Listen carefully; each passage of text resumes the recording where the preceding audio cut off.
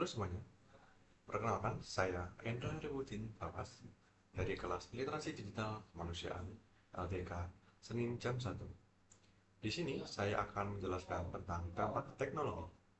Sebelum itu, apakah teman-teman sudah tahu apa itu literasi? Literasi adalah kemampuan seseorang untuk memahami, mengolah, dan menggunakan informasi melalui membaca, menulis, berbicara, berhitung, lebih dari sekedar membaca dan menulis. Pada literasi modern juga mencakup keterampilan seperti berpikir kritis, literasi digital, finansial, numerasi, dan sains. Sedangkan literasi digital adalah kemampuan untuk menggunakan teknologi digital, alat komunikasi, dan jaringan internet secara efektif dan bertanggung jawab. Ini mencakup keterampilan untuk mengakses, mengelola, mengintegrasikan, menganalisis, dan mengevaluasi informasi secara kritis, serta memahami risiko dan etika dalam dunia digital. Kira-kira penting nggak ya literasi digital itu? Literasi digital itu sangat penting. Kita dapat terhindar dari hoax, aman dari kejahatan digital, kita tahu etika dan sopan santun saat bermedia sosial, dan kita bisa lebih kreatif dan produktif tentu. Literasi digital memiliki 4 pilar. Pertama, digital skill.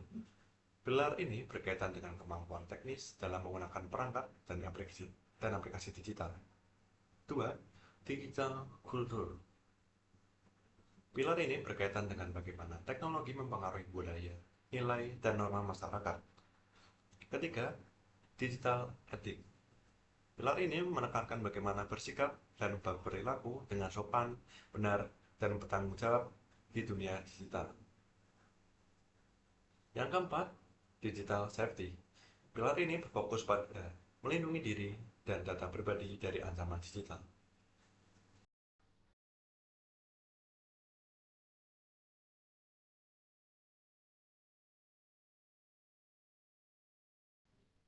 Video tersebut adalah cuplikan dari video dari Ibu Sri Mulyani. Tapi coba perhatikan baik-baik. Video tersebut ternyata adalah hoax. Ternyata video tersebut dibuat oleh AI. Jika dilihat berulang-ulang pun, kita masih belum bisa percaya, karena itu seperti nyata.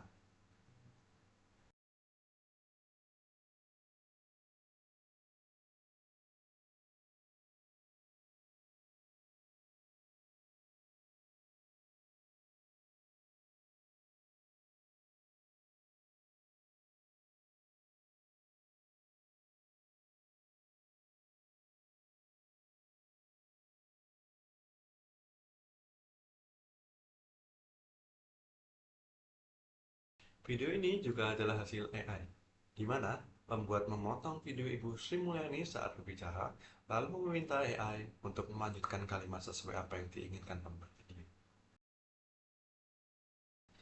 Saat kita bermain media sosial, jangan langsung percaya dengan media besar di sana. Contohnya, salah satu akun Instagram bernama Ahwot, akun yang memiliki lebih dari 2,4 juta pengikut, lebih dari 5.000 peposting, tetapi isi dari postingan akun tersebut hanyalah simpulan dari admin akun.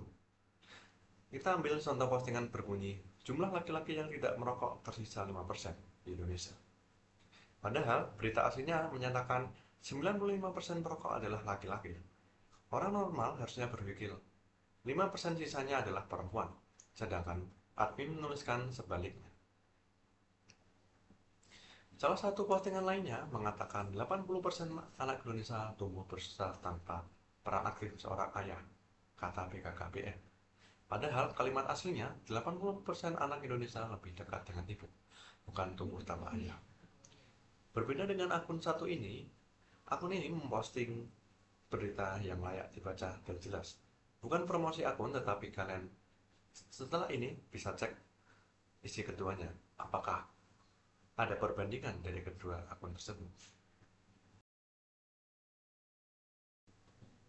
Lalu, dari hal tadi, apa dampaknya?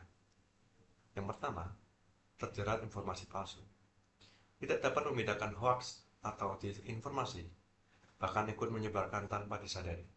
Contohnya, tadi video Ibu Sri Mulyani yang hampir terlihat bersih asli. Setelah dicek, ternyata hasil AI. Yang kedua, manipulasi opini publik.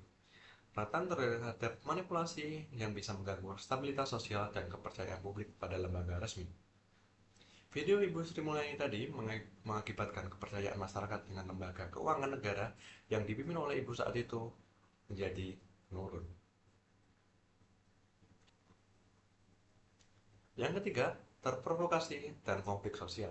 Mudah termakan isu provokatif atau mengandung kebencian yang dapat memicu perpecahan dan konflik antar kelompok. Berita yang disampaikan oleh salah satu stasiun TV Trans 7 membuat ricuh para penghuni pondok pesantren. Kericuhan yang terjadi kemarin hampir mengibarkan perpecahan antar kelompok. Yang keempat, risiko penipuan dan kejahatan cyber. Ratna menjadi korban penipuan, pencurian identitas, atau kerugian finansial lainnya. Seringkali kita diberi pesan oleh orang asing dengan alasan memberi undangan. Tapi setelah kita baca undangan itu ternyata berkode APK.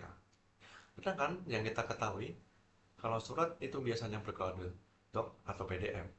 Hal-hal seperti itu patut dipercayai dan diperhatikan dengan baik apa isi pesan tersebut.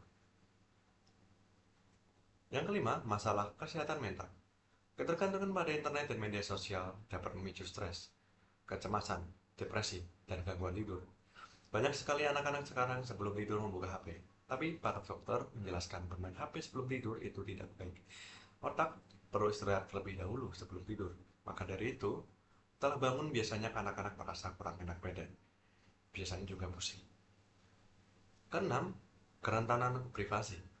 Tidak mampu mengelola pengaturan privasi, sehingga data pribadi mudah terekspos. Perlunya mempelajari aman tidak aman saat kita berbagi media sosial, terutama informasi akun kita yang perlu dibatasi agar tidak terekspos orang asing. Yang ketujuh, ada keterbatasan pendidikan dan karir.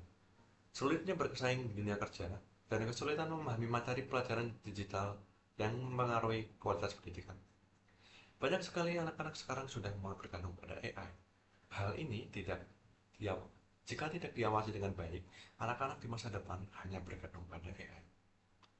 Lalu berkurangnya interaksi tatap muka. Ketergantungan pada interaksi daring dapat menyebabkan berkurangnya interaksi secara langsung. Pada kegiatan bermain HP, seringkali kita lupa melakukan interaksi dengan orang di sekitar kita. Padahal bisa saja orang yang di sekitar kita sedang merasa kesusahan, sedangkan kita asik main HP sendiri. Hal tersebut membuat kurangnya aktivitas sosial akhir-akhir ini. Lalu, hilangnya identitas budaya lokal.